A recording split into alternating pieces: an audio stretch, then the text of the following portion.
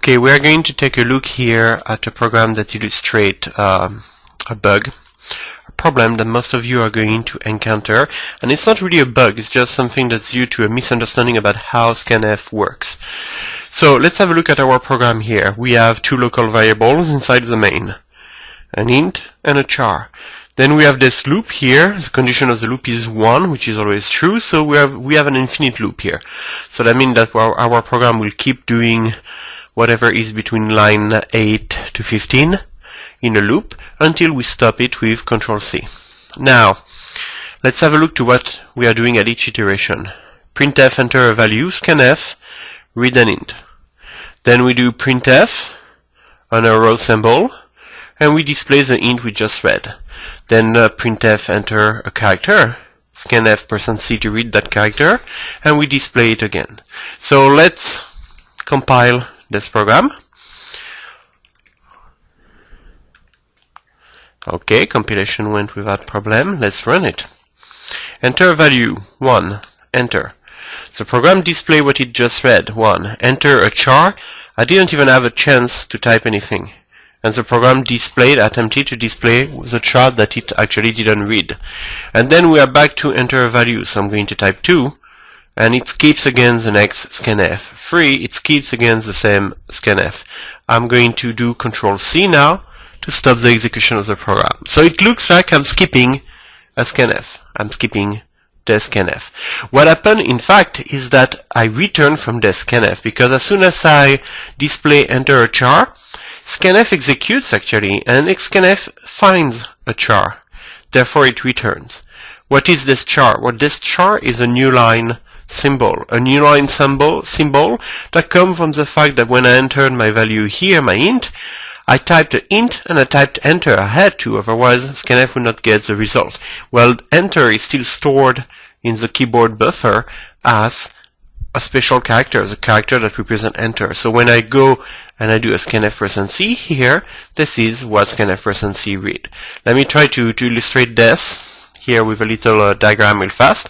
So we have our program here that's going to execute a scanf %d and then a scanf %c. So we're going to trace what happened.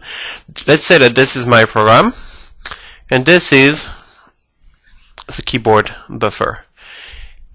Everything I type on the keyboard, okay, goes in here, and scanf is actually going to that keyboard buffer to find information. So I run my program, and I'm typing, let's say my first number is 22. This is what I type. So 22, enter. I'm using the notation for enter, which is \n. This is what I typed. 3 character, 2, 2, and enter.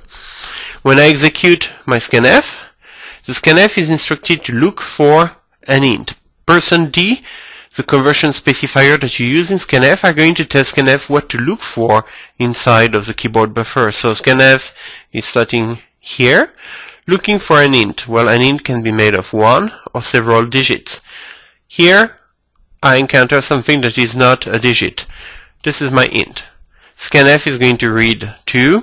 Scanf is going to read the value 22 inside this %d. So you see how this first scanf here consumed actually 2 of the characters that I typed. But because %d represents only an int, it didn't do anything with \n here, what represents the fact that it enter. Now, the next scanf I do is a scanf %c, 1 character. On the keyboard, I won't even have time to type anything. Why? Because as soon as the scanf %c execute, scanf looks once again in the keyboard buffer and look for a character. This is a character. This is a special character. This is like an end of file character, new line character, and things like that, tabulation character. So it's not a displayable character, if you will, but this is still a character that scanf can consume, absorb. Okay? So scanf read 1 character and returns. So the character scanf read is new line, enter. And this is why it seems like the second scanf doesn't show. I go to my next iteration in my program. This time I type 33 enter \n. Okay, so character 3 \n. Same thing. The first scanf is going to read this time 33. The second scanf is going to read new line. 33 is going to be read by the first scanf and new line by the second. And this is why we keep skipping actually the second scanf. We don't really skip it. So what can we do to try to fix this? Well, our problem is as follows. When I read an int here, if I was attempting, we'll try it real quick. If I was attempting here to read a second int, here's what would happen. I just save my file. It's saving right now. Done. I'm going to recompile it. I'm going to run it. Enter value 1, enter value 2, enter character skipped. Then 3, 4, skip. 5, 6, skip. So, if I had 2 scanf for an integer in a row, they would work without problem. What poses problem is the %c, because %c really only absorb what? The \n, the new line symbol that correspond to enter. %d apparently doesn't have a problem with that. Why? Well, let's go back to the drawing board. If I have here scanf %d, and let's say that right here in the middle I have another scanf %d, the first one would read, for example, 22, leave the \n. The second one would see the \n, but this doesn't correspond to a digit, so it would wait for me to type something. I would type 33, enter, and this time it would read 33. The third one that looks for a character, I would not have even time to type anything. It would just read \n. So if we want to summarize what would happen with a scanf %d, scanf %d, scanf %c, this is like so. This is the first scanf reading this. The second scanf reading the \n, skipping it because it's not a number and waiting for actually digits. And the third scanf reading just the %c. So you see how our problem triggers only when we start reading with scanf single characters, interleaved with reading over numbers and things like that. So let's go back to the code, and this time we're going to fix the problem. What we have here is, before we read a single character, we need to get rid of what is in the input buffer, in the character buffer. We need to get rid, in fact, of just one character. So there are different ways to do that, more or less, involved. This is the simplest one. I call a function named getChar that is going to read from the keyboard buffer a single character. So before to do my scanf %c, by doing this, I get rid actually of the new line character that was still in the input buffer after using scanf. So let's try it. I'm going to save. Okay, it's saved. Compile. A.out. Enter value 1, 1. Enter value 22. Enter a character. You see that now I have my opportunity Q. Enter value 33. Enter value 55. Enter a character W. This time it's working. So I'm going to interrupt it with Ctrl+C. While we're at it, I would like to point out something more. Sometimes you don't need to just clean one character from the input buffer. You would have to clean everything from the input buffer. So what you would do is you would have a function. So when we cover function, you'll be able to add that. But you would have a function that you write yourself that would pretty much keep calling getChar until there is nothing anymore to read from the keyboard. So a little loop that would keep calling getChar until getChar returns end of file. I will let you do that as an exercise, okay? But for now, for the exercise that we are doing right now, a single getChar will work. But I'm just giving you a more general solution.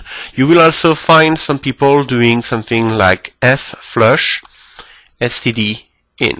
So I need to explain what these people are attempting to do, even though it's not working. They're attempting to use a command named fflush, which pretty much allows you to flush everything that is pending to be written in a file.